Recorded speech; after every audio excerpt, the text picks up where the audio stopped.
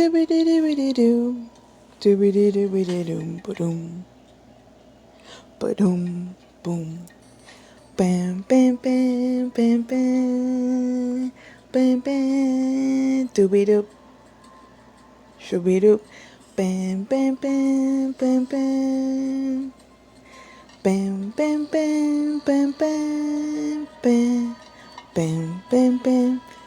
Bam, bam, bam. Ba-dum, boom, boom. Ba-da-dum, boom, boom. Bam, bam, bam. Bam, bam, bam. Bam, bam. Bam, bam, bam. Biddy-doo-biddy-doo-biddy, bam, bam. Biddy-doo-biddy-boo-biddy, boom, boom. Biddy-doo-biddy-boo-biddy, bam, biddy-biddy-boo-biddy, boom, boom, boom. Ba-da-dum, boom, boom. Ba-da-dum, boom, boom. Da-dum, boom, boom. Boom, boom, boom. Boom, boom, boom, boom. Bam, bam, bam, bam.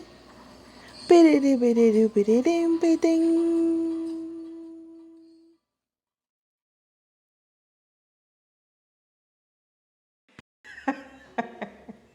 I hope the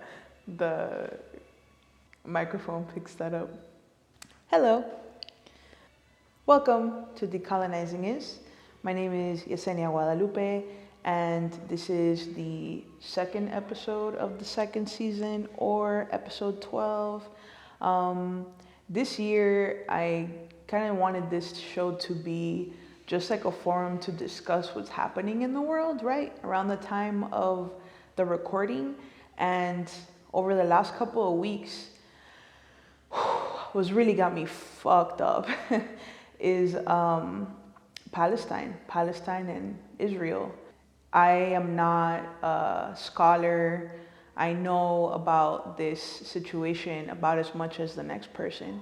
But what I do know is that there is no justice in this world, and the United States is complicit in the murder of children and civilians. And we shouldn't be okay with that. We shouldn't be okay with that. We should all be calling our representatives, our congresspeople, and letting them know how we feel about a political power like Israel that is funded by the United States, waging war and ethnic cleansing on indigenous people in Palestine, of Palestine, people that have committed no crime other than being born in the land where their ancestors were born, and trying to live with dignity. And it angers me. It angers me, and I've, like many of you, have felt the weight of that. I feel like AJ Soprano, like this shit has been going on for so long. It really takes a toll. I just hope that wherever we are individually, we're all speaking up and speaking out against settler colonialism, which is what the state of Israel is perpetuating. I hope that we're all speaking out against the forced ethnic cleansing of Muslim people. I hope that we're all fucking angry, because I'm fucking angry. So other things that have been kind of floating around that are alarming, and things that I think we should all be paying attention to, are the way that the Republican Party is shape-shifting and transforming before our eyes. Recently, a devout Trump follower, Liz Cheney, was ousted by the GOP. And that should concern a lot of you, especially Cubans, especially people from Latin America who come from places where dictators have taken over our countries and have wreaked havoc on the people. When somebody doesn't agree with the political power, right? When somebody doesn't agree with a figure like Donald Trump and vocalizes it, for a whole party to excommunicate them the moment that they disagree is alarming. It really should scare y'all. It doesn't sound like the shit that Castro did in Cuba to you people. It doesn't sound like that. To me, that's what it looks like. And these little things that we just kind of let slide are, or should be, huge warning flags, right, of where this country is headed if we all don't kind of start to participate in politics and start to pay attention to what's happening. We should all be paying attention. We should all be upset. We should all be doing our best to keep ourselves and our family members informed. And we should all be taking notes, right? Because elections are just around the corner, and the people who are in power right now are self-serving. And the more that we let that happen, the more of our liberties are taken away. And eventually it's gonna be bad, bro. It's gonna be so bad. So, we all need to kind of give a fuck. Just give a fuck. Pay attention. Pay attention. Throughout the weeks, my partner and I, Francisco behind the camera, shout out Frank, post regularly on social media. We share articles from news sources that we trust, and we want y'all to participate in that and to have a dialogue, not just with us, but with each other.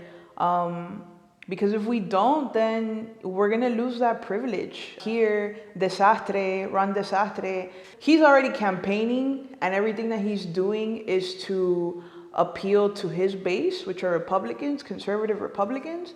All of the things that he's doing hurt us as a city, hurt us as a state. Recently, he went after protesters by signing HB1, where basically it's a more harsh protest law, which is full-blown First Amendment right violation, censorship. And then on the flip side, he wants to pass a law that will penalize tech giants and tech corporations that are censoring, quote unquote, conservative voices, right? So on one hand, he's censoring the people, and on the other hand, he's angry at Twitter or Facebook for censoring politicians. And the thing, and it's interesting because all this shit with the censorship regarding Donald Trump and Facebook boils down to concentrations of power. And at the end of the day, whether the power comes from the government or the power comes from the corporations, which arguably are one and the same, the one group that is losing power rapidly is us, is the people, right? Because right now it's politicians fighting against corporations, which is ironic because corporations have been buying politicians for as long as I've been alive. And then they get upset, right? When the roles are reversed and they feel the effects of a corporation doing what they're supposed to do, which is protect their own interests. When we're talking about Facebook, has to do with profits, right? So if it's not profitable to let somebody like Donald Trump on their platform, then they're not going to do it. And if it is profitable for them, then they will, right? That makes sense. That makes sense to me. I think that the bigger problem is that we've let corporations operate unchecked when they are such a huge part of our everyday lives, and they should be held accountable for the things that they do, and they should be held accountable by the public, right? We should have a say in what happens with these corporations that pretty much are permeating all of our lives, right? Social media is something that at this point isn't a luxury. It's just something that is part of our culture, right? So instead of politicians like Ron DeSantis making laws, right, and regulating what corporations can or can't do in the public sphere, they want to take it into their own hands, not to protect the public, but to protect themselves.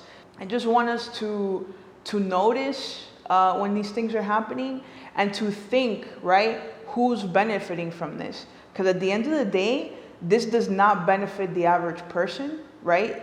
These localized power structures don't benefit us. If anything, they hurt us. They hurt us greatly. A couple of weeks ago, there was a Miss Universe pageant that my dad was talking about in his episode of Nicas in Miami. And I thought it was interesting because it seems like one of those things that just kind of exists to distract people, right? And to uphold European beauty standards. How does that help us as a people, right? And this isn't to shit on anybody who does pageants, who's in the pageant. It's more to question our culture, right? And why we think that it's such a point of pride to crown a beauty queen who conforms to the European standards of beauty that are imposed on all of us. I want to see women, I want to see people that look like real ass people, you know, that look like people from the countries that I've visited or that I'm from. Not somebody who conforms to this standard, right? Who's the closest to white that we could find in our countries. Why? And why do we feel so proud when somebody from our country conforms to that? I don't see that as a source of pride. But I bring up the Miss Universe thing because while we're talking about the universe, right? There have been tons of declassified videos and documents concerning UFOs in the world, in our airspace, that supposedly the U.S. Department of Defense has no idea what the fuck they are. It doesn't know what they are, is asking the public for any information. And for a country that blows most of our budget on defense, the fact that the government has no explanation for the shit that's happening in our airspace should bother us. It should bother us because at the end of the day, all of the money that is spent in this country, that's our money. It's a pool that all of us pay into from our wages, and we should have a say on what happens to that. And if the Department of Defense, right, has no idea or doesn't have the ability to protect us, what are we spending all this money for when hundreds of thousands and millions of people continue to be unemployed, continue to have nowhere to fucking live, homelessness is rampant, continue to have no jobs, nowhere to live, no fucking health care. All of this money, guys, all of this money is ours. And we should have a say on what happens with that money. And if we feel strongly enough about it, to tell our friends, to campaign for people who are invested in what we want to see happen in our communities, then we have to do that, and we have to really commit to doing that. Because if not, people like Ron DeSantis, right, are gonna do what serves them, what best serves them, the individual, their interests, period. And there's not gonna be anybody that defends the worker. There's not gonna be anybody that defends us, the general population. So I'll take a deep breath. This week I've been doing some meditation, and a lot has been coming up for me regarding feelings of safety, and how, you know, that's the first chakra, right? The root chakra. And I've been thinking a lot about how the United States and this world that we've been born into really disrupts our feelings of safety.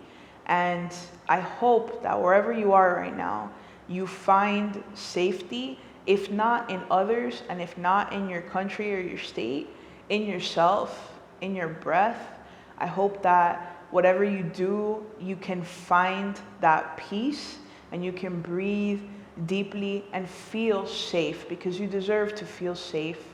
Recently, the CDC really screwed all of us by telling folks that are vaccinated, fully vaccinated, that they can just kind of resume, right? Go back to your regularly scheduled programming. Go out into the world, no mask on, you're good. And I think what that does is, I know what that does is minimize the effects of COVID-19, minimize the deaths. And at the end of the day, the government wants you to forget about this pandemic as quickly as possible and go back to being a laborer and go back to working for the ends of capitalism. So as a human being, don't let them push you Don't let them push you back into your quote unquote normal life. The things that we've been through over the past year are trauma. The things that we've been through over the past year, seeing how our government did or did not respond, are moments where we should take pause and really reevaluate what we think is important as a society. And this country has shown us that it does not value human life and that we are disposable. And I hope that that's something that gives us pause and makes us reflect. Why do we live in a society that treats human life as disposable? And how can we make sure that doesn't keep happening? So I don't know about y'all, but I'm gonna keep wearing my mask probably until the end of fucking time, because I like wearing a mask in public. I think it's probably, you know, the best thing that I should have been doing this shit a long ass time ago. I should have been like my Asian family, just wearing masks in general, because it really does help us not be exposed to disease, you know. And why stop? Why stop? Like, it doesn't make any sense to me. Honestly, I think that they pushed for this to get more people to be vaccinated, kind of like as a reward, right? It's like a cookie, like, hey guys, if you like get vaccinated, then you don't have to wear your mask anymore, you know? I don't think that it's the best way to handle this situation right now, especially because we don't exist in a vacuum. The United States does not, and the rest of the world continues to suffer. And I know that a lot of people continue to travel internationally, and we can't pretend like what happens in the rest of the world doesn't affect us, because it does. So I just hope that everybody's being safe, regardless of what the CDC says. You do what you think is best. And if you ask me, keep wearing a mask, man. If you'd like to keep up with the bits of news and information that interest us at MyXXFly, please be sure to follow us on Instagram, on Facebook. We share articles, resources, pretty much every day of the week, and are in discussion and in community there. So I hope that you'll join us, and I hope that you liked this episode. Let me know if there's anything that's been on your mind, anything relevant or anything important to you. And yeah, thank you for watching. Be safe. The full moon eclipse season is in full swing, so shit's gonna get wild, you know. So make sure y'all keep it centered, keep it calm, you know. And I hope that you enjoyed this episode and you'll join us next time.